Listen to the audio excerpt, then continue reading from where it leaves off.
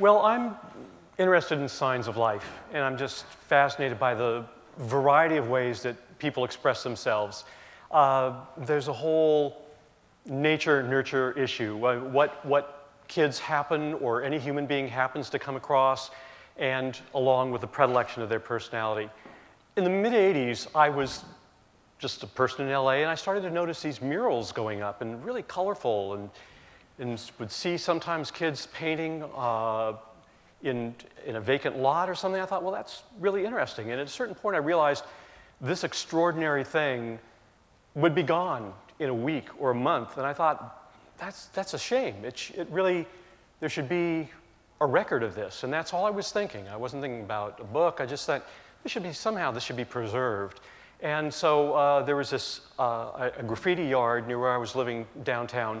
A yard being just an area, the term for where graffiti is being done, permission or non-permission, as we euphemistically say. And I just went down there and I started to photograph it, and I went up to somebody that was touching up a mural that had already been kind of dissed, tagged up by a local gang member.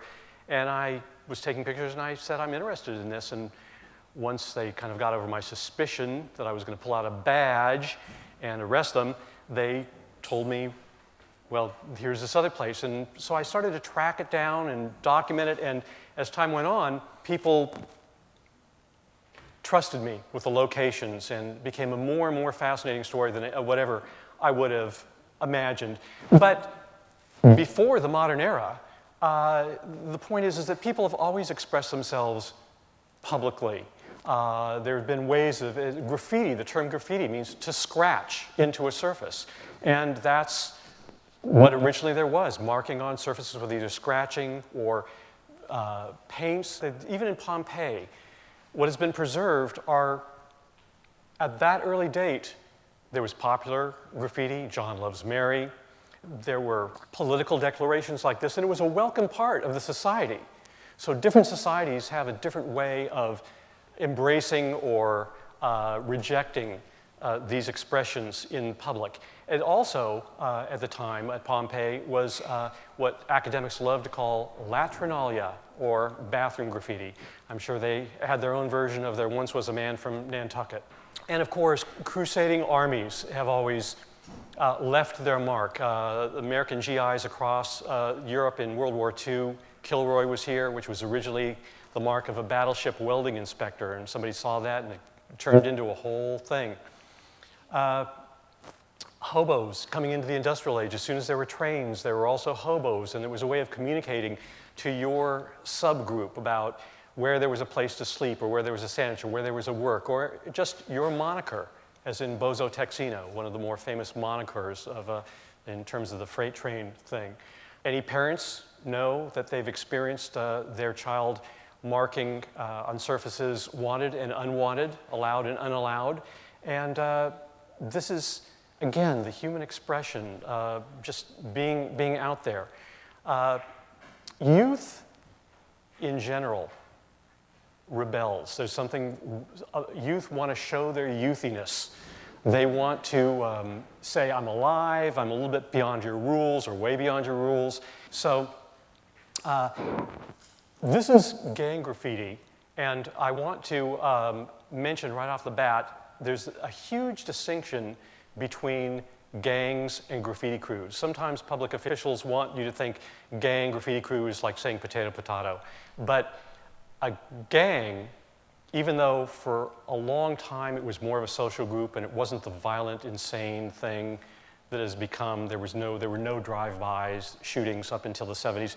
But a gang is about territory, it's about criminal activity now very often, whereas a graffiti crew is about doing graffiti. And the only illegal things that they do generally are graffiti and possibly the acquiring of their materials. Yes, euphemism again. The term is racking, which is to say taking it off the rack and walking out of the store. So, but they're not shooting at each other. They're not, it's not a quiet life. There are fistfights over who went over who prematurely, but it's not gang life. And as a matter of fact, gangs, another reason that gangs are often resentful towards graffiti crews is because often there are kids in gangs that would, rather than being constrained to a neighborhood, writing in a very limited fashion, would like to do their own name in a colorful and creative way. So really interesting relationship, and not necessarily a friendly one, between gangs and graffiti crews. Different neighborhoods, they took on different styles. They tried to show their creativity, and they showed pride in the neighborhood through the pride in their letters. And the reason that I showed the gang stuff is because that was a huge influence on Los Angeles youth, even if they were not gang kids, and that was taken on in Los Angeles graffiti and then has spread throughout the world of graffiti, around the world, in terms of the influence of that style of writing. But anybody that has brought rotten vegetables to throw at me, this is the guy to throw them at, and this is the time, because he invented spray paint. And he invented it, Edward Seymour invented it in 1949, and it was just to cover steam radiators, but it became a way, ultimately, starting with a New York thing in the 70s, to have something very concealable and to be able to cover a large area quickly. So the Lokes, why do they call themselves the Lokes? That means the crazies. They themselves say, well, to do what we do, we must be crazy. To risk in a single evening being chased by the cops or arrested or falling off a building or falling off a bridge and getting killed, doing that, or being shot at by gangs, we must be crazy. So there is clearly some motivation. Certainly there's a certain amount of that youth thing. There's the badge of honor to find a place that nobody else has gotten before. And yet there's also ethics that we'll talk about. So here we have a simple tag. A tag is a monolinear, in other words, just like you would write a name. That's a single line thing. And here we have Revoke on a rooftop with the crew that he's writing there, MSK, Mad Society Kings, because that's all he feels he has the time for. Here we have Zess, who had to shimmy up this pole, climb on there to write his name. Again, taking a risk that you fall off there, you're not walking away. So it's interesting that there's this admiration for, say, some of the Native American cultures, that counting coup, acts of bravery, showing your focus and your intention and your commitment, and yet in this context, most people don't accept that. They just see it only as a nuisance. And before we go any further, whatever the worst stereotype of a graffiti writer is that somebody may have here, that also exists. I'm not trying to say it's all good, because there is a range of intentions, and there are a range of ethics, and there is a continuum we could say, of vandalism, where there is a lot of work that's illegal but not vandalistic because it's in the out-of-the-way place that nobody ever sees. And then there are some kids, usually the younger, and they haven't learned the rules of the game yet, that will scribe a store window. So yes, there is vandalistic stuff, but the veterans generally try to school the younger ones, say, look, you don't hit a private home, you don't ever hit a car, you don't ever hit a religious institution, you don't hit a gravestone. That's for a whole other kind of knucklehead that, and it's against the rules, as it were. So here, again, just talking about gang writing, just because this kind of lettering, that angularity and that attitude, oh man, that's bad, that looks bad, as in good, bad, that kids see that and they thought, well, I may not be a gangster, but I like those letters. And so this is an example of kids. Pemex is at the top, so he probably wrote the other names. Pemex, Tank, Akis, and Punch. But I happen to know these are not gang kids, even though they're writing in a Cholo, which means a Latino gangster style. And just one more example here. On the upper left, that's a modern tag style. And then a bubble throw up, because it's called a throw up because it's thrown up onto the wall. And it's by Pryor. He's even abbreviated his name there. And UTI, one of the crews he's in. And then some of the same names he's rewritten in kind of a gang style, just for the sake of showing a different kind of calligraphy. Again, these are the simpler forms, but the tags on the far left and the far right, and bubble throw-ups, they're called bubbles because you can see why, because it's kind of rounded forms, and that's because it's easier to do a continuous line in that format to finish the letter. Here is a bubble throw-up by Cred. Don't strain your eyes, but you can see the letters, and he even has characters wearing an L.A., kind of a Dodger hat, that he's integrated into his letters, C-R-A-E. And he also has his crew, K4P, in the upper right there, and some shout-outs to his friends. One of the things that was expressed that was so interesting when I first saw this, and kids would talk about it, is that they liked that they were doing it for this moment of expression. It can't be bought. It can't be sold. It can't be commodified. It was, the paycheck was having done it. Having done it stylishly, possibly having done it taking risks to get where they got, legal again, and sometimes in gang territory where the gangs would sweat you, if not shoot you.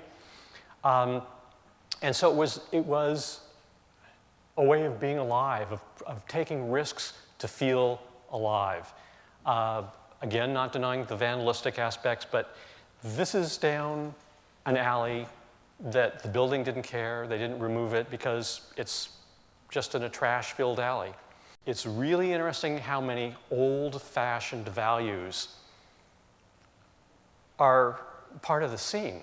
Clear communication, organizing, authority, loyalty, looking out for each other. And even as time went on, there are even support groups for people that feel that they've had trouble being sober, and so there's support groups that keep people on the straight and narrow. And people, human beings, getting together with a can on a wall and doing something extraordinary. Here's the finished production, UTI, and what does that mean? It could mean, there they say, unleash the imagination, also unite to ignite, or it could also mean under the influence. Depends on who they're talking to. But you see they've coordinated all their pieces and the colors of the pieces so that it spells out the name. And here some of them are, just some of the crew by a roll call on the right of the members of the crew. The crew is, for many kids, it's another family, if not the most important social unit in their life. Anybody that's been through stressful situations with somebody, there's a bond. And they're putting themselves in stressful situations all the time. Sometimes they call them missions. We're going out on a mission. We've seen this rooftop on a factory that nobody's been able to get before, and we found a route up there. And so there's a bond that they share. And now that some of them are older and have families, the families know each other, they have picnics, the kids know each other. So it's really moving how back in the mid-'80s, a lot of kids started. They didn't think this would go anywhere. They certainly didn't think they'd ever see this stuff in museums, which it is now. And now they have this history, and it's really moving to them. Another thing that's really interesting is that with all the talk about racial strife and divisions in the world, it's in hip-hop in general, and also graffiti as an extension of hip-hop, is a incredibly welcoming and ecumenical scene. In other words, it's not like, are you wearing the latest sneakers? It's, who are you and what can you bring to the table? And do you get along with us? And how do you interact? And do you have your ego in check? And so these people here are members of various crews. Some of them share a crew, but sometimes different crew members get together. And for example, on the upper right is Panic. And Panic is the member of at least 4 crews because he gets together and different groups of people have a different group, different personality. And so it's like a different social club. And so he's a member of at least 4 different crews because he likes to paint with different groups of people and he likes to get along. And you have Pan-Asian, Pan-Latino, Vietnamese writers. You have, from the second from the right up there is Acme, and he's Armenian. So you have a big mix. And a lot of kids, this is, it's their central focus. So when there are events like this is a legal event at a supply shop, and they'll get up and there they are with hitting each other's black books up, writing for each other, showing and sharing letter styles, very non-digital. So it's interesting relating this to some of the other conversations because it is community, and there are specific things of this technology that are expressed, but it's also very ground level. It's very interesting. It's like I said, welcoming. These girls call themselves the Lady Bombers Crew. Bombing is any illegal graffiti activity. Anytime you go out, whether it's a tag or a throw up, if you have more time than if you're doing a piece, an illegal piece, it's still bombing. And you have these kids doing this kind of age-old thing of working on drawing skills and sharing with each other. And so it's really pretty heartwarming and old-fashioned. These are people at an event, at a paint store, watching people painting, watching these. They're like superstars now, and they're known around the world. People like CBS Crew and MSK Crew and K2S Crew and people like Coffee and Axis and all these people. There's so many people around the world that have connected through this, and it's been the start of an art career for some.